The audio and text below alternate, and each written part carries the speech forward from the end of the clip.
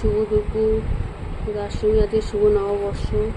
শুভ নববর্ষ মানেই তোমরা সবাই জানো পয়লা বৈশাখ। তো পয়লা বৈশাখে আমাদের বাঙালিদের নিত্য নতুন রান্না হয়, খাওয়া দাওয়া হয়। সেই জন্য আমিও করেছি, তাই তোমাদের দেখাচ্ছি।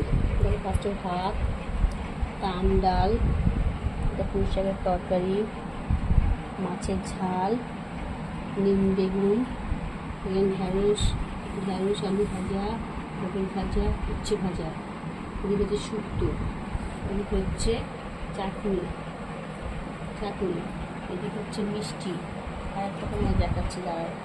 আর এইটা হচ্ছে লাল লাল ঝোল দেখতে পাচ্ছ, এর মধ্যে হচ্ছে মাংস। তো বলো আমার এই রান্নাগুলো তোমাদের কার কার পছন্দ হয়েছে? হয়তো আমার থেকে আরও তোমরা বেশি রান্না করেছো। তো কী বলতো, আমি বেশি রান্না করতে পারছিলাম না, যেটুকুনি পেয়েছি করেছি। তো চলো বন্ধুরা, টাটা, পরে আবার দেখা হবে।